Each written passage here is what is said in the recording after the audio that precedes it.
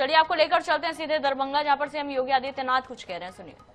पटना होते हुए और वह सीधे अयोध्या को जोड़ रहा है, अयोध्या से प्रयागराज को जोड़ रहा है, यानी बिहार को भी, बंगाल को भी और उत्तर प्रदेश को भी एक साथ मोदी जी ने जल मार्ग के माध्यम से भी जोड़ दिया है।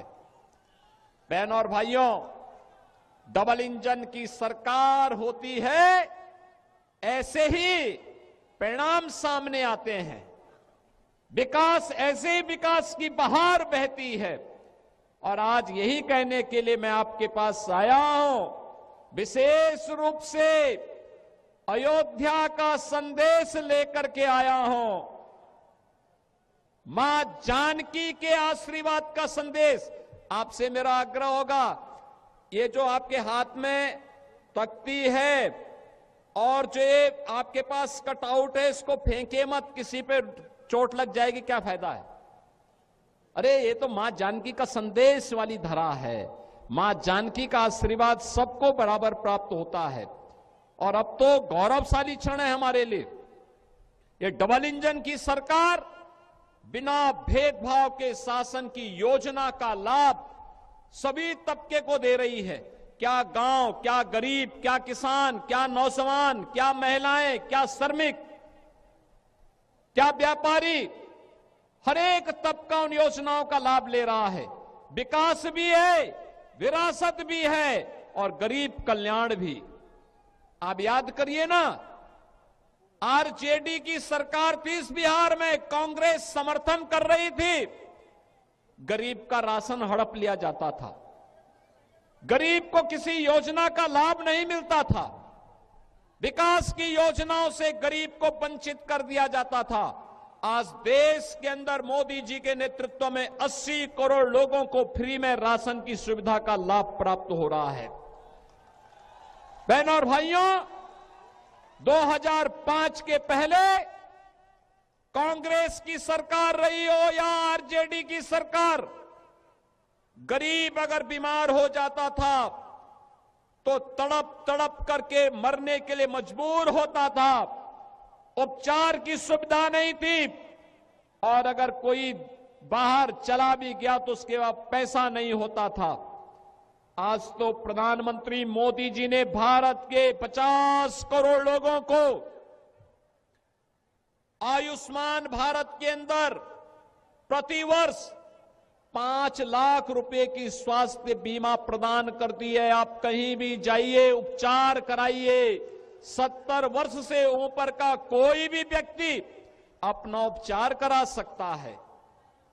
बहनों और भाइयों, नारी गरिमा के प्रतीक हर घर में शौचालय स्वच्छता का भी मानक बना है, बहन बेटियों के सम्मान का प्रतीक भी बना है।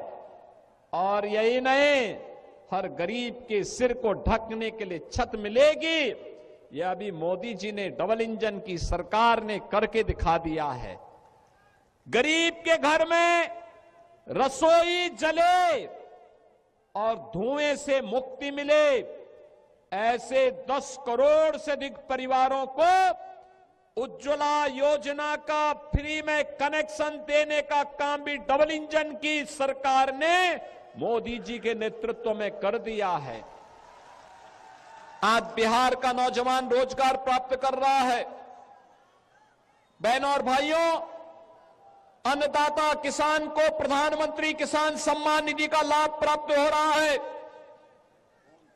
समाज के हर तबके को बिना भेदभाव के शासन की योजना के साथ जोड़ा जा रहा है। मैं तो आज आपसे कहने के लिए आया हूं, बहनों और भाइयों, भारतीय जनता पार्टी के हमारे कार्यकर्ता नारा लगाया करते थे। शिवकुमार देव नारायण यादव जी जब मंत्री थे तब नारा लगता था, जहां हुए शहीद मुखर्जी वह कश्मीर हमारा है।